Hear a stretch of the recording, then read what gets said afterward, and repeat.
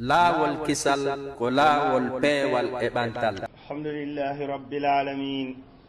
ashhadu an la ilaha illa allah wahdahu la sharika lah wa ashhadu anna sayyidana muhammadan abduhu wa rasuluh sallallahu alayhi wa ala alihi wa sahbihi wa sallama tasliman kathira. ibadallah ittaqullaha ta'ala واعلموا أن الله تعالى خلق العبادة لمهمة عظيمة ألا وهي عبادته سبحانه وتعالى. والله سبحانه وتعالى قد نوع العبادات فجعل منها مالية ومنها بدنية ومنها مالية وبدنية. ومن المالية الزكاة سبحانه وتعالى قد فرضه علينا وأمر نبيه صلى الله عليه وسلم بأخذها فقال سبحانه خذ من أموالهم صدقة تطهرهم وتزكيهم بها وصل عليهم إن صلاتك سكن لهم والله سميع عليم. وقد قام النبي صلى الله عليه وسلم بهذه المهمة وفصل أحكامها وبين مقاديرها وحدد مصارفها فجعل جزءا منها في معونة ذوي الحاجات من المسلمين وآخر في تعريف قلوب عليه ونصرته ثم إلى كلمته وتأمين دعوته في الأرض حتى لا تكون فتنة ويكون الدين كله لله. إن يتي الله سبحانه وتعالى نوهاني رانو يتيريده إن جارنيمو نوهاني رانو جارنيده إن سيدتك وندم ريوتيدو على كنو نفع ريودو لورا أمور والي سونا كانكو الله سبحانه وتعالى كانكو توم إن دوانيك إن سيدتك كاد وندم نلادو مكو محمد صلى الله عليه وسلم ko jeeyaɗo makko ko suɓaɗo makko ko nelaɗo makko o yettini ko nela kon o feƴƴinali si wona kala hunde nafayde mofte ɗen o ɓanginani mofte ɗen kala hunde lorrayde mofte ɗen o rentini mofte ɗen e muɗum. ya allah subhanahu wa taala dumin kisiyon makko on e makko e kanko e dendanangal sahabaɓe makko ɓen e ɓengure makko nden haññande dangal ngal dari. musidɓe julɓe tedduɓe anden no allahu subhanahu wa taala no jeeya e hikma makko ko o tagirani neɗɗanke e rewugol mo o tagirali en enen e jinnaji ɗin si wona fiya e rewmo o wiyama halaktul jinna wal insa illa liyabudun o tagirali en sina fiya e rewmo o ɗuɗɗinani en nonejirɗe dewe ɗen o addani en kadi sa'aji dewe ɗen o jokkindirali ɗi o woɗɗindinali ɗi fiita taw hara neɗɗanke on o sowoyay ronkere ma ngamelo sabu jokkugol none dewal ngal tun hara wattitata ngal o yahay none goo o tagi neɗɗanke on kadi o sendidiri hakkunde maɓɓe woɓɓe goo o harsiki woɓɓe goo o fanɗinani harsike hiɗugol ɓe na añugol ɓe jarribagol okkaɗo on kadi na sikkugol tun ko kanko yiɗa ma ko wakkilare makko nden. allahu subhanahu wa taala waɗi ko waɗi kon fi hikma mo andi woɓɓe goo no woodi ɗe allah ɓanna subhanahu wa taala no andi si o okkiɓe ka aduna ɗo ɓe jarri borte ɗum ɗon ɓe yeddiramo kanko allah subhanahu wa taala yiɗugol ɓe yiɗangol ɓe o acca ɓe ɗon hara okkorali ɓe o newnana ɓe kadi none dewal goo wiyetengal muññagol e gumɓingol koddori allah subhanahu wa taala no waɗirani noon ɓeeɗa okkaɓe kadi none goɗɗum go ko tata kadi ko kamɓe ɗum ɗon handi okko ɓen sabu okkugol no wonde moƴƴereji boyi fiji ɗi tata e konto e yoga e majji ka hutuba meɗen. allahu subhanahu wa taala dewe ɗen o waɗi goɗɗi goo ko dewe jawdiyankoji ay ibadatul maliya o waɗi goɗɗi goo kadi ko badaniya ko ɓalliyankoji ko ɓalli ɗi watta o waɗi goɗɗi goo ɓandum ɗum e jawle ɗen fof no tawa e muɗum wono shahada wa salat ko badaniya o waɗi kadi wono siyam badaniya o waɗi zakat e hajj e jihad badaniya mali o waɗi kan zakat maliya o waɗi jihad e hajju badaniya maliya ani julde nden e seeditagol ngol ɗum ko golle ɓandiyankoji ɗin fiita goɗɗo wiyoy allah okkori oɗa okkorali mo o kafi fof no ton nden fof no fota marɗo mo mara fof no fota e ngal ɗo ndewal. o waɗi kadi korka kan badaniya korka kan kadi ko ɓalliyankoji fof no fota e muɗum. o waɗi goɗɗi goo jawdi sabu mo andi wonki no yiɗi ko jeyi kon jarribagol wonki kin e ɗum ɗon o waɗi dewal e muɗum ko won ɗum woni ɗum ɗon zakkaji ɗin o waɗi goɗɗi goo hawti ɗiɗi kala zakka jawdi ndi wo ɓanndu ndu wo wano jihaadi on wano hajju ngun ɗum ɗon jawle ɗen no tawa ɓalli ɗin no tawa ɓe wi hutuba meɗen on hannde no yewtude no andintinde en fii hunde himmunde ka diina hunde mawnunde ka diina ko on woni ɗum ko zakkaji ɗin allahu subhanahu wa ta'ala nde o taguno tagu ngun o waɗali fof gootum o numɗi hakkunde maɓɓe o farli ndewal wiyetengal zakka ƴettete ɗum e juuɗe marɓe ɓen jonne ɓen ɓe mara ko ɗo adi nelaɗo sallllahu alayhi wa sallam fewndo ɓe nelluno moaz yawgol yaman ɓe haalanimo no jeeya ko ɓe wasinomo kon ɓawnde ɓe wasinomo wonde makko adoto noddugol ɓe ɓen e muɗum ko shahadatu an la ilaha illallah ɓe tindinimo taw noddugol andingol mo wondema noddowo no handi e ko wiyete gandal ɓe wi fa'limhum annahu la ilaha illallah aw ko makkala sallallahu sallam waju shahid ko hatto ñinɗen kon e muɗum ko wi summa alimhum anna allaha aftarada alayhim sadaka tu'khadhu min aghniyaihim faturaddu fi fuqaraihim e mnaɗo maki andinaɓe wondema allah no farli e hoore maɓɓe zakat yani sadakaji ƴetteteɗe e juuɗe marɓe ɓen jonneɓe maraɓen ƴette juuɗe marɓe ɓen jonneɓe maraɓen allahu subhanahu wa ta'ala nde o waɗirno noon no wiɗen noon woɓɓe no mari woɓɓe mara na añugol marɗo na añugol mo mara na yiɗugol kadi on marɗo ko jarribal gol gooto kala e maɓɓe noone dewal ngal allah andi heƴƴata e oɗa heƴƴa e oɗa no gasa on mo allah okkori jawdi allah daaru tawi muñal heƴƴata e makko mo yiɗi mo yiɗa mo jarriboragol muñal o ronkoya muñagol allah nangitoramo ɗum noon si o marano jawdi o muñatanoko no gasa ka yiɗa mo haray mo fela haray mo wola allah haalaji haray mo wiya mimi huwi hunde kaari mi anda ko mi golli allah komi bonni allah mi ɗaɓɓirino mi faalira mi anda ko honɗum mi waɗi allah allah no andi ɗin konnguɗi ɗon ɗi moƴƴanamo ma ɗum o wiya mi torike allah ha mi ronki nelaɗo sallallah alih w sallam wi en du'a goto kala e moɗon ko jaaboto ɗum ka allah fanni man ni on tigi yanñinaali du'a makko on o wiyaali mi torike ha ɗum neeɓi fanni man ni o neɗɗinaali du'a makko on nelaɗo sallah sallam maaki du'a makko on ko jaaboto ɗum ɓe lamda nelaɗo kay kono ɗum wawi wonirde meɗo yiya woɓɓe amen no toro allah goɗɗum mi ronka heɓugol ɗum ɗon kono wawata wirde meɗum du'aji amen ɗin no heɓade nelaɗo sallah sallam kani ɓe wondema konko allah okkoralima himo maranma ɗum gotaw ka aljanna kala hara konko okkoralima ka aduna ɗimmum ɗum kadi ko andugol allah se o okkorinoma ɗum ka aduna ɗo a bewiray ɗum a yeddiraymo o nangitiroye ɗum ñande dargal o sokke ñande nde tawata maruɗo on nden ñande o falatanoke jeeyede e maruɓe ɓen si andon allah waɗanima ɗum ɗon a yahoyika allah a wiyoyay ɗon allah okkoralima goɗɗum la allah jaabike du'a ma on no andirɗen no ñande go nelaɗo sallah sallam ɓe moɓuno sahabaɓe maɓɓen fof ɓe maaki are mi holla on ko honno dargal ngal wayoyta misal tun fiye haqqille ɗen waw andugol ɓay ko haqqille ɗen ko yewtata kon fi lahara ko misugol tun fiye hakkille ɗen andu wondema ɗum ɗo no wooda kono na no woodiri noon ton ɗe woniri gaɗen ɓe moɓi sahabaɓen fof ɓe maaki are ɗon daro ɗon goto kala ara daro e leyge nangue hari nangue ngen no wuli nden ñande moƴƴa madina ɓe maaki goto kala e aro o daro o wolanalan ko o mari kon ado o heɓugol ko o mari kon ko honɗum o annirno ko honno o ɗaɓɓirno ko honɗum o mari ko fanɗi e ko mawni e ko honno woni sendirde e ko honno anni kadi sendoygol goto kala e aru daro haalanalan ɗum o fuɗɗori sahabaɓe marnoɓe jawle goɓɓe maɓɓe ara daro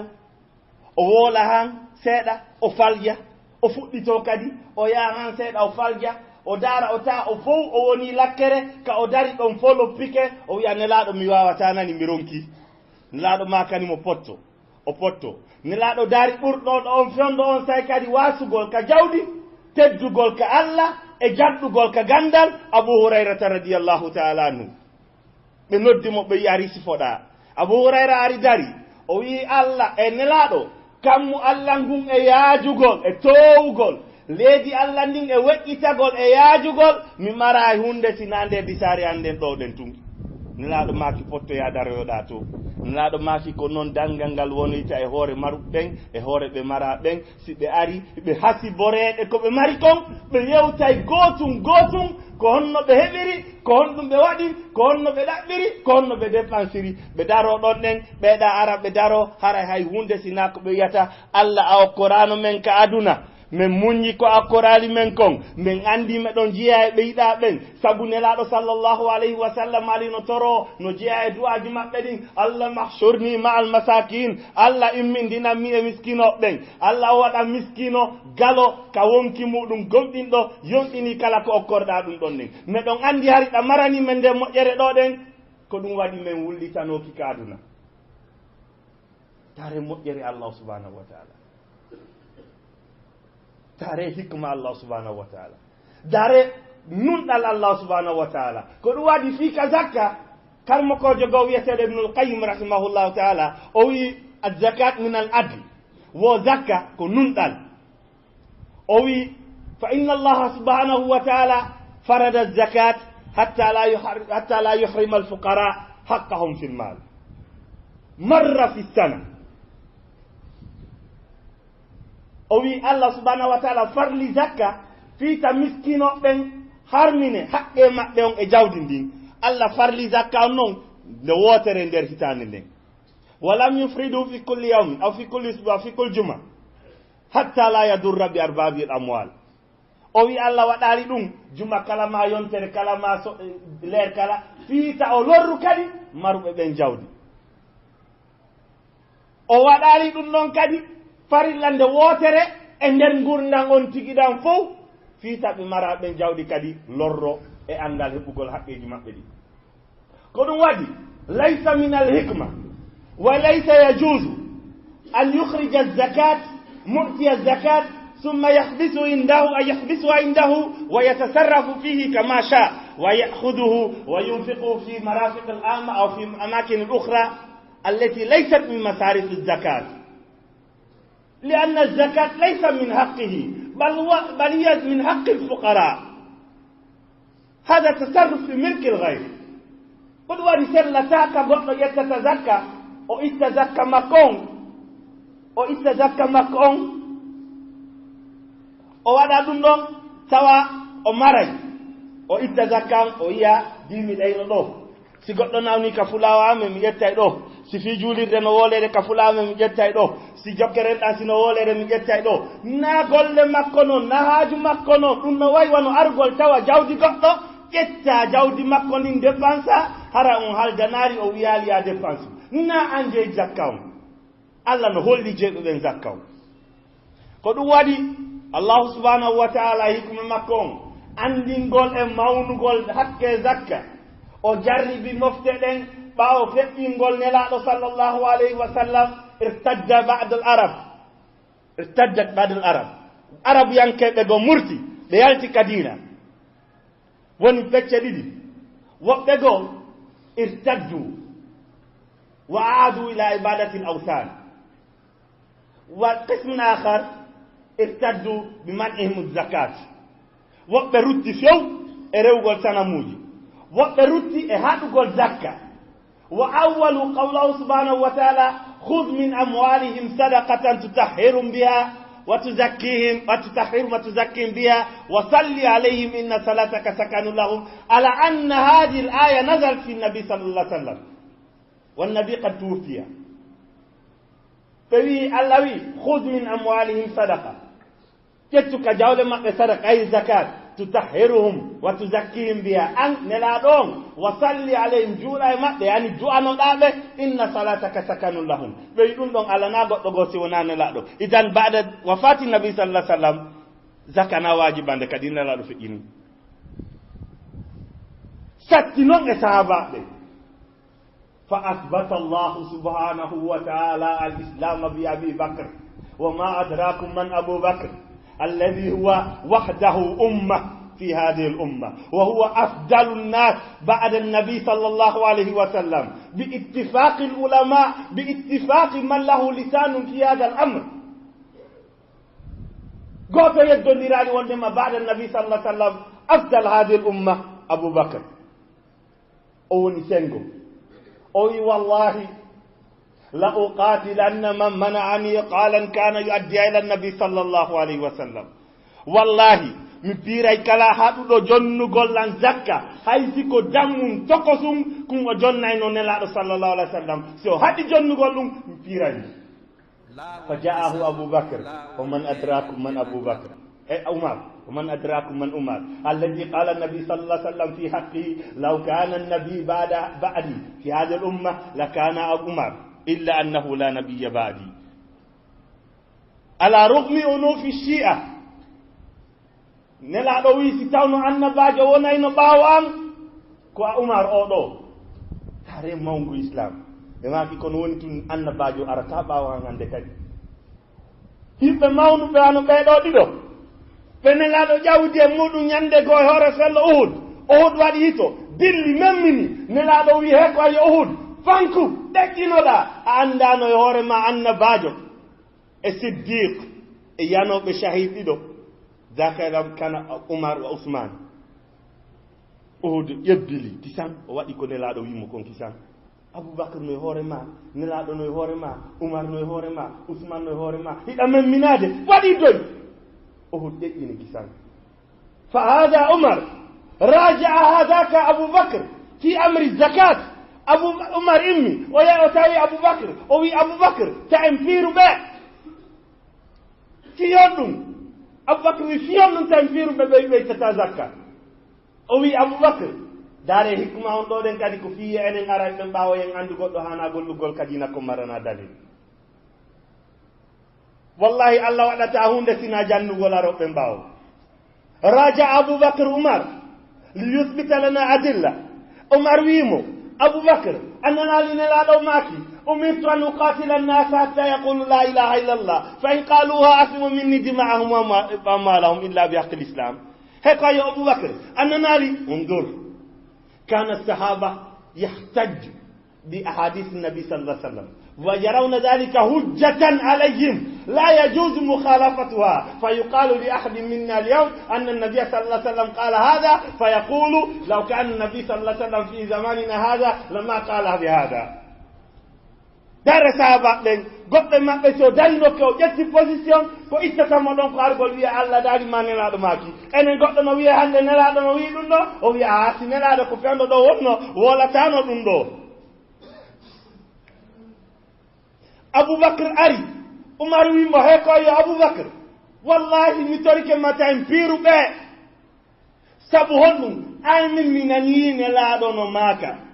wondema mi yamirama piirugol yimɓe ɓen hamɓe wiya la ilaha illallah si ɓe wi la ilaha illallah jeƴƴiƴe maɓɓe ɗen kare hisi jawle maɓɓe ɗen hisi si wona fi haqqe islam fa hada min fiqe Abubakar ala Umar هذا دليل على أن أبا بكر كان أفقه من عمر ففهم أبو بكر الحديث الذي احتج به عمر بما لم يفهمه عمر فسبحان من يعلم من يريد سبحان الذي جعل فوق كل ذي علم عليم فعمر عالم وأبو بكر أعلم منه أبو بكر عمر أدري دليلهم عمر فهم دليلهم مريمو فقال له عمر ألم يقل إلا في حق الإسلام فقال عمر نعم بلى قال في حق الإسلام قال الزكاة من حق الإسلام الزكاة من حق الإسلام والله لأقاتلن من فرق بين الزكاة والصلاة والله يقول وأقيموا الصلاة وآتوا الزكاة والله يقول وما أمروا إلا ليعبدوا الله مخلصين له الدين حنفاء ويقيموا الصلاة ويؤتوا الزكاة وذلك دين القيمة والله لأقاتلن من فرق بين الإسلام بين الصلاة والإسلام والله فالزكاة من حق الإسلام فقال عمر بعد فهم الحجة وإقامة الحجة عليه ما رأيت أني أراجع عمر وأبو بكر في هذا الأمر حتى خففت عنه فعلمت أن أبا بكر لم يعزم على هذا إلا لأن الحق معه o wi mi seerali miɗo yewtida e Umar Abubakar wi Umar wi mi seerali miɗo yaha mi taw ya Umar mi wiya Umar waɗen ɗum han mi andi Umar wi mi andi wondema Abubakar o daraki kaw dari ɗon si wona fiigonga fa sharaha sadri lima qalahu fansharaha sadri lima qalahu wo ɓernande hecciɗi tawti ko Umar wi ko Aboubacry wino wallahi si on fof on dari ka on woni sengo on arali tawtuɗon nan wallahi mi fiiray hay si tawi rewɓe nelaɗo ɓe sallllahu alayhi wa sallam warete madina ɗo wallahi mi fiiray ɓe hay si tawi woni bareji ɗi naata e madina ɗo ɓe ñama fureji yimɓe ɓe kono mi fiiray kala accuɗo mo ittaɗi zakka fama balukum antum alladina tamnauna zakawat laysa hunaka aboubacre alladi yuqatilukum fi hada zaman atantadiruna muqatalati llahi lakum aynen ɓe tawata Aboubacry ala hande piyugol en jattugol ɗi forcé hiɗen habbi han Allah kam fiiroya en nelaɗo sallllahu alayhi wa sallam maaki wallahi kala mo ittaali zakka ka aduna ɗo ɗen si tawi ko jawle o mari wano mummunteji ɗin wano nayi wano geloɗi ko ɗum ɓe fiirno misale muɗum ton ɗon say li anna a haaliba mo alam zaka ko way ko ɗum ɗon ɓurno ɗuudude jawle maɓɓe ɗen ɗum ɗon ɗon hollali goɗɗum ngo natata e nder muɗum ɓe wi wano mummunteji ɗin geloɗ ɗin ma ɗum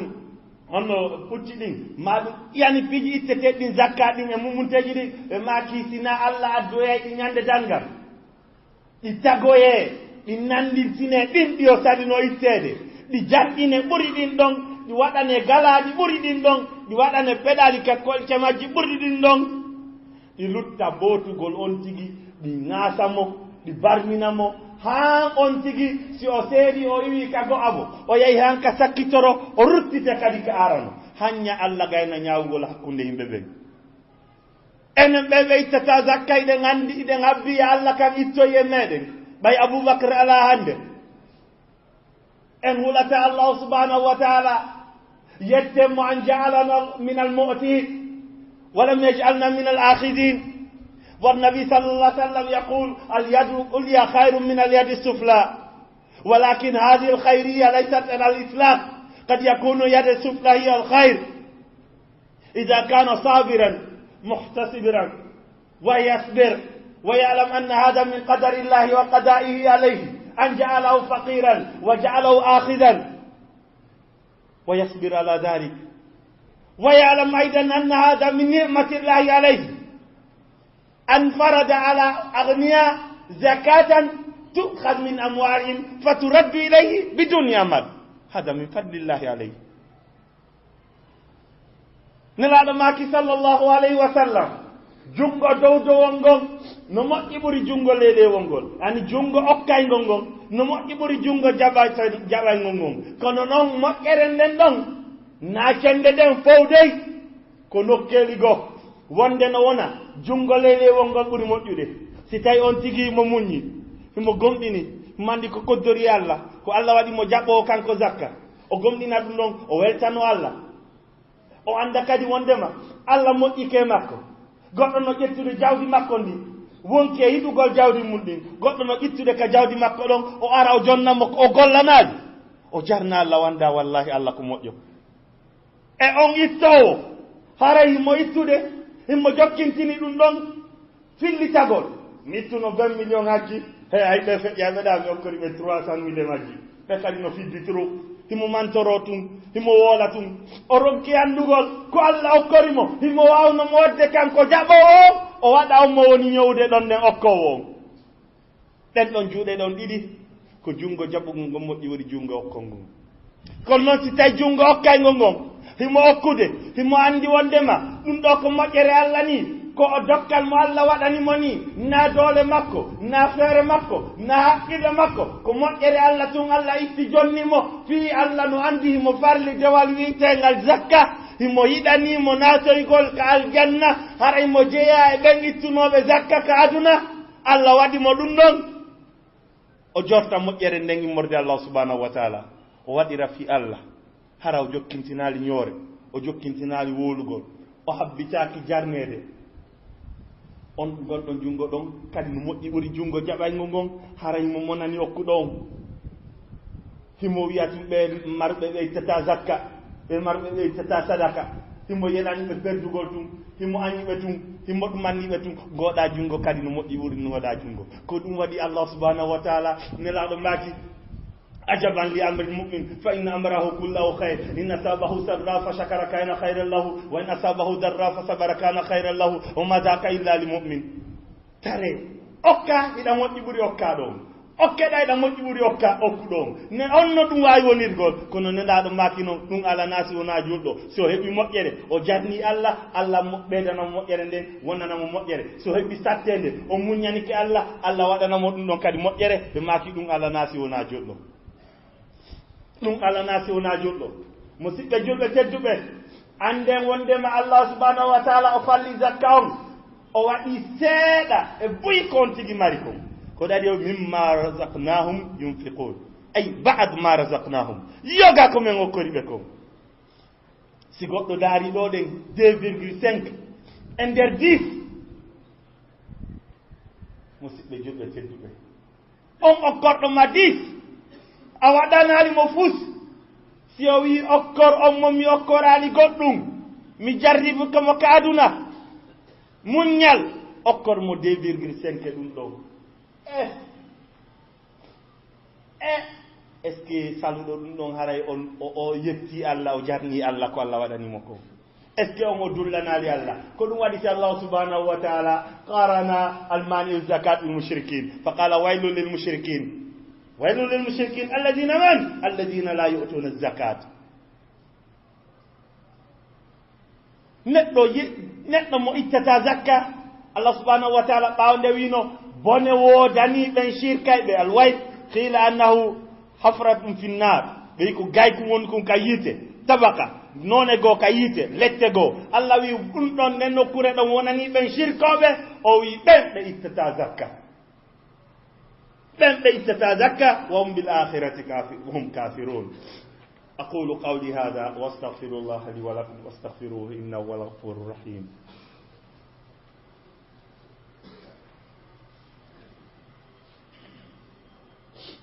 الحمد لله ولي الصالحين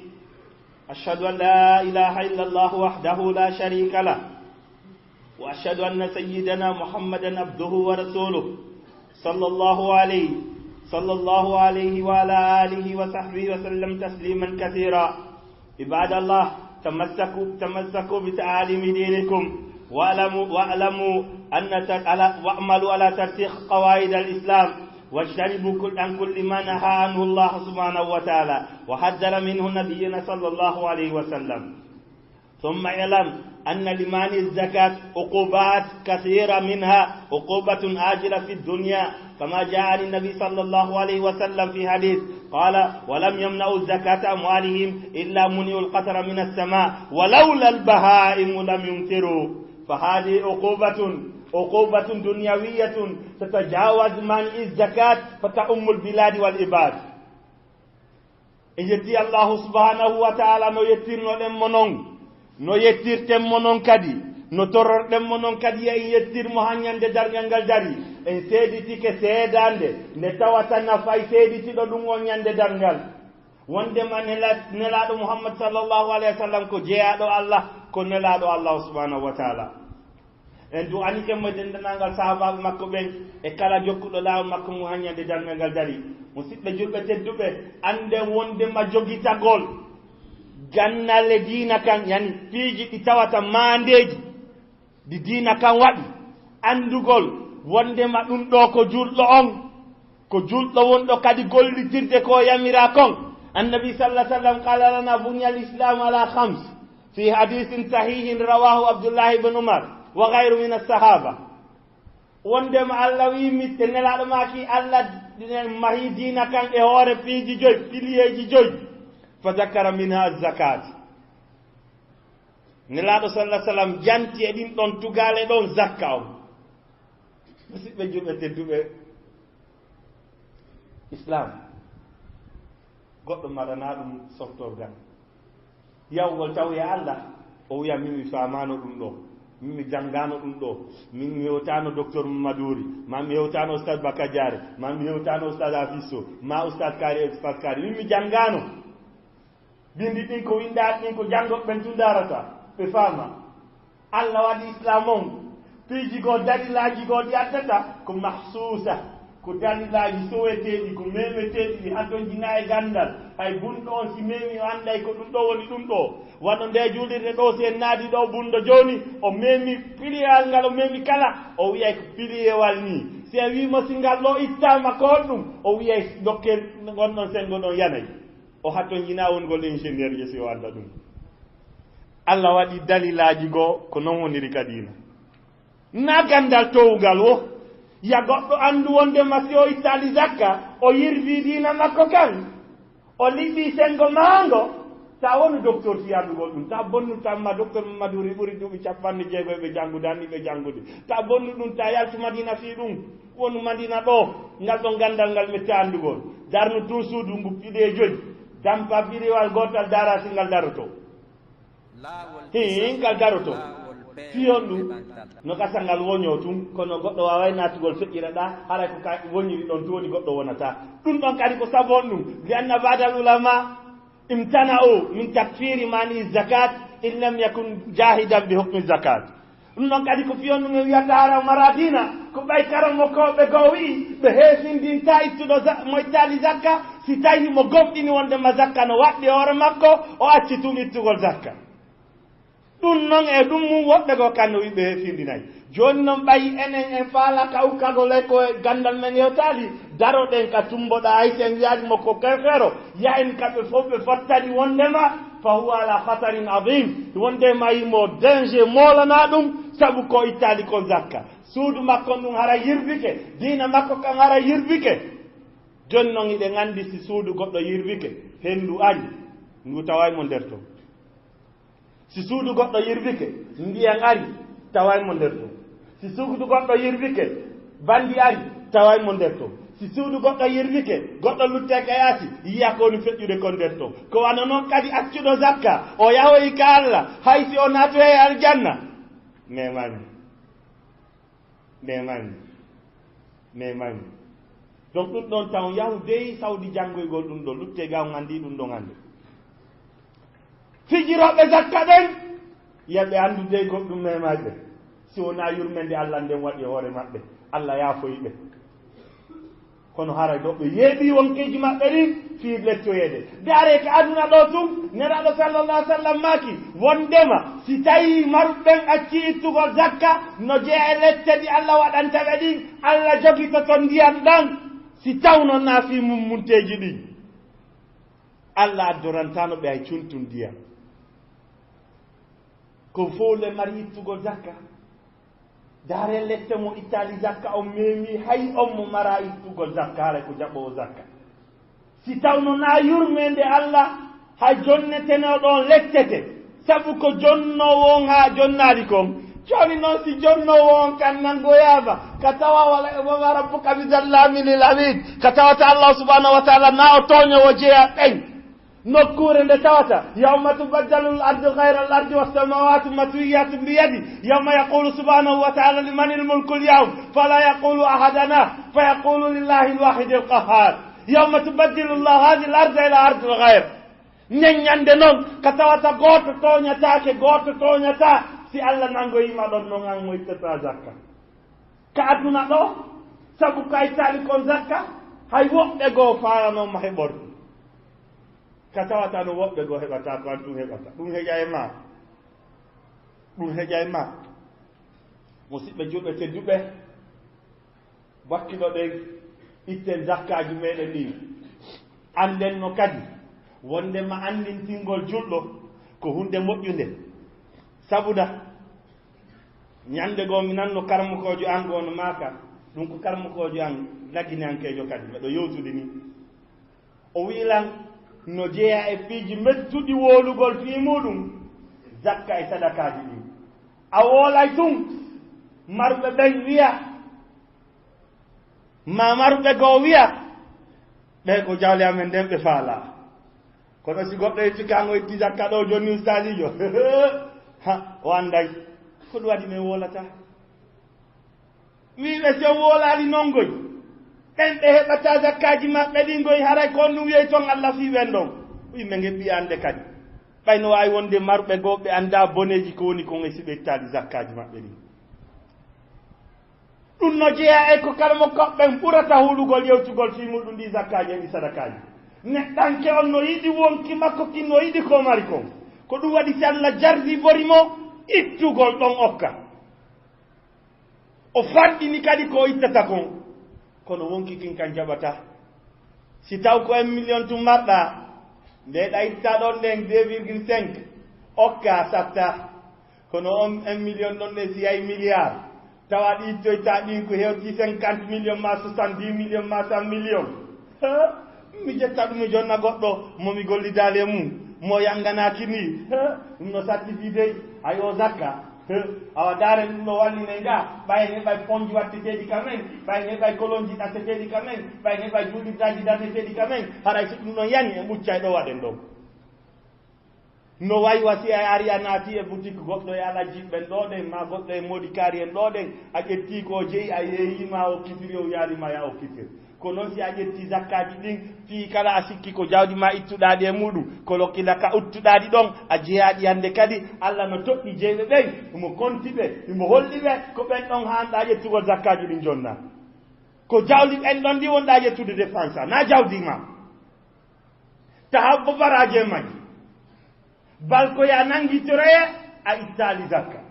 ko ɗum waɗi si kara mo koɓɓen ko ɓuri sellude konngudi maɓɓe ɗi kama kalaw cheikhul islam ibnu taymia fi fatawi wondema sellata ka goɗɗo itta zakka o okkora mawɓe makko ɓen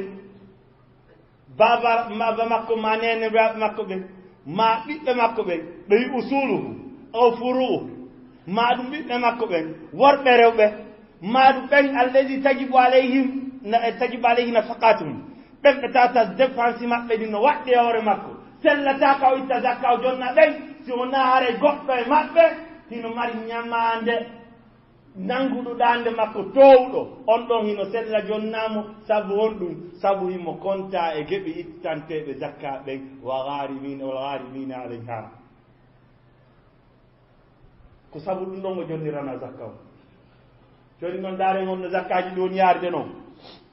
no jeeya kadi e hikma zakka on raɗagol ko ko wiyete basigi e ɗuma basal ko ɗo adi fendo Oumar bun Abdul Aziz zakka ittano jindiɗa e muɗum han artira kadi ɓe wi men mara jonneteɗo zakka julɓe ɓen fuɗɗi waɗugol koko wiyete baytul malil muslimin ɓe fuɗɗi margol ɗon noon gila fendo Oumar ɗum ɗon sinca yaaji fendo Oumar bun Abdul Aziz ko ɗo adi ɓa Oumar bun Abdul Aziz maayi yimmirawo go haymo ka fulaso makko o yaali Oumar bun Abdul Aziz ha hande himo jooɗi ɗon ɓa hari fendon lanɗo nunɗuɗo no kaleedi yimɓe nunduɓe gollitiraɓe dina no kaleedi zakkaji ɗi no ittede no ɗi ittirte noon Allah no rewirede no hanira rewirede noon nunɗal woni hakkunde leydi ndi kulle mummunteji ñamay yimɓe ɓen aray no naata ka cae ɗi ƴetta ko ɗi hatton jinne muɗum ko tawata yimɓe ɓen hatton jina e mum ɗi yaha haray ɗi men maali goɗɗo ñande go o yimmirawo no jooɗini tun segelere ari pifi ɗon ɗen cofum yaade mum o wi awa bone memmi leydi ndin neɗɗo nunɗuɗo yiwi hoore ndi leydi daaruya tawa ko nden ñande Oumar bun Abdul Aziz radiallahu taala anhu wa arda majno Oumar bun Abdul Aziz ko tabiyankejo kono mo konta e khulafa ur rashidin al khamis zakkaji ɗin koɗi yittirante ko raɗagol basal e wotindingol wonkiji ɗin e yiɗindirgol hakkunde yimɓe ɓen e yanñugol diina Allah kan joni noon si tawi goɗɗo itti zakka o korima a miskino yiɗa andimo himo anduma a ƴetti a jonnimo ɗum ɗon waɗi kanko kadi ko aratta o itti zakka natum o yiɗete kono o nafoyay goɗɗo go kadi ara ko woni sabu nafa ittugol zakka on waɗa e enveloppe uji 50 000 ma 10 000 ma 20 000 senda haray on tigi o itti zakka on kono ara o nafirali zakka on jonnugol yonayɓe ko yonata hay si tawi ko seeɗaɓe no ɓuri moƴƴude ɗi contata ɗum ukka e enveloppe uji jonnaɓe yonata kala mo koɓɓen kadi wi ko ɓuri moƴƴude fi zakkaji ɗin ko sendugol ɗi e nokkeli kadi itta ɗon si tawi handuɓe e muɗum no e nden nokkure ɗon ko ɗum watta woɓɓe no tooñede ɓe ay kaari jom mari jawdi kono ettata zakka kawtal makko han ande heɓaali nden moƴƴere makko ɗon zakka moɓe te tungo waɗa e oto ala wiya yewɗade mbabba kaarijo no fuutatoɗen e yaye kaarijo e barin kaarijo e ɗuma kaarijo jonni miskinoɓe ɗo no takko makko ɓe yiide mo mari jawdi mo ñamude ko foti mo dogginde ko laba mo walade ka foti ɓe tampi heyga no warde ɓe nawnaje no warde ɓe sondiaji no warde ɓe ɓe heɓirtamo hay moƴƴere hunde honno ɓe ronkata bonnugol inde on ɗo ɓe yakarijo ittata zakka est ce que wotindingol ɓerde ɗen ara heɓike ɗon idan wakkiloɗen itte zakkaji ɗi no ɗi hana ittirede noon jonnen hanaɓe ittede ɓen e jonnede ɓen haray toroɗen Allah subhanahu wa taala yawo jaɓɓan en zakkaji meɗe ɗin o waɗa en kadi ittoɓe zakka haray na jaɓɓoɓe tun zakka o waɗa en kadi wakkilotoɓe golloɓe ko ɗum waɗi nelaɗo son maki kon waɗi yadul oɗiya hayru minal yadi sufla ko fiya goɗɗo wakkilo kanko kadi heɓugol haray o ittay zakka haray na o ittanteɗo tun zakka si Allah noon okkoroyali mo ɗon jawdi ndin ka aduna ɗo ko yo anndu Allah moƴƴike makko okkora mo kala hara si o muñƴike o gomɗini hoore ɗum ɗon Allah ittay ko jonnamo kanko ka aduna ɗo ɗen ko huntira haaju makko o yaha o tawoya Allah kadi hara Allah no marimo goɗɗum ka aduna to ɗen e torki Allah subhanahu wa taala yo waɗu en e ɓen yo waɗu en e muññotoɓe e ittoɓe zakka e rewayɓe mo kadi no o faalira noon e no nelaɗo makko sallallah sallam shar'iniri noon hada wa sallu wa sallimu ala rasulikum Muhammad kama amarakum rabbukum bidalik allahumma salli wa sallim ala abdika wa rasulik Muhammad wardi اللهم عن خلفائه الراشدين أبو بكر وعمر وعثمان وعلي وعن جميع الصحابة والتابعين وارض عنا معهم برحمتك يا أرحم الراحمين اللهم اعز الإسلام والمسلمين وأذل الشرك والمشركين ودمر أعداءك أعداء الدين يا رب العالمين اللهم احفظنا بحفظك واحرسنا برعايتك يا ذا الجلال والإكرام وأقم الصلاة إن الصلاة كانت على المؤمنين كتابا موقوتا لا والكسل كلا والبي والإبانتال